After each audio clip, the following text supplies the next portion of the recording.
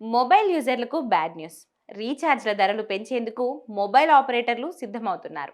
ఇప్పటికే కొత్త టారిఫ్లతో యూజర్ల జేబులకు చిల్లులు పెడుతున్న మొబైల్ ఆపరేటర్లు ఈసారి టారిఫ్ ధరలను 10 నుంచి 12% పెంచేందుకు కసరత్తు చేస్తున్నారు.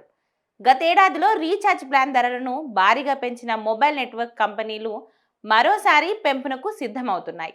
ఈ ఏడాది చివరికి దేశీయ టెలికాం సంస్థలు మొబైల్ టారిఫ్లను 10 నుంచి 12% పెంచే అవకాశం ఉన్నట్లు ఇండస్ట్రీ ఎగ్జిక్యూటివ్స్, మార్కెట్ విశ్లేషకులు అంచనా వేస్తున్నారు.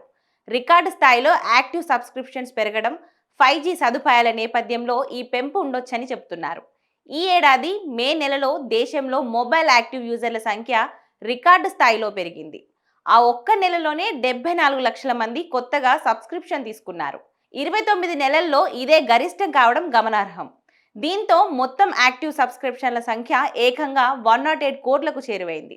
ఆ నెలలో రిలయన్స్ జియోలో కొత్తగా 55 లక్షల మంది చేరగా, భారతీ ఎయిర్టెల్కు 13 లక్షల మంది కొత్త యూజర్లు వచ్చారు. యూజర్ల సంఖ్య పెరగడంతో మొబైల్ టారిఫ్ల పెంపుపై టెలికాం సంస్థలు దృష్టి సారించినట్లు ఆర్థిక సేవల సంస్థ జేఫెరిఫ్ వెల్లడించింది. గతేడాది జూలైలో బేస్ రీఛార్జ్ ప్లాన్ల ధరలు సగటున 11 నుంచి 23% పెరిగిన సంగతి తెలిసిందే. ఈ ఏడాది చివరికి మరో 10 నుంచి 12% పెంచే అవకాశం ఉన్నట్లు విశ్లేషకులు అంచనా వేస్తున్నారు. అయితే ఈసారి బేస్ ప్లాన్ల జోలికి వెళ్ళకపోవచ్చని సమాచారం. మధ్య ఉన్నత శ్రేణి ప్లాన్లపై ఛార్జీలు పెంచే అవకాశాలు కనిపిస్తున్నాయి.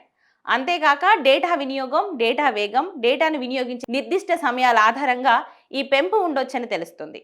కొత్త రీఛార్జ్ ప్యాక్స్ డేటాలో భారీగా కోత పెట్టే అవకాశం కనిపిస్తుంది. డేటా ప్యాక్ను ప్రత్యేకంగా కొనుగోలు చేసేలా వీటిని రూపొందించనున్నట్లు మార్కెట్ నిపుణులు అభిప్రాయపడుతున్నారు. ఇక మొబైల్ టారిఫ్లలో మార్పులు అవసరమని ఇప్పటికే ఎయిర్టెల్, వోడాఫోన్ ఇండియా ఎగ్జిక్యూటివ్ అభిప్రాయం వ్యక్తం చేశారు. ప్రస్తుత టారిఫ్లు యూజర్ అప్గ్రేడేషన్కు సరిపోవట్లేదు అని మొబైల్ ఆపరేటర్లు చెప్తున్నారు. ఈ టారిఫ్ల పెంపుపై 1-2 రోజుల్లో నిర్ణయం తీసుకునే అవకాశం ఉన్నట్లు తెలుస్తుంది.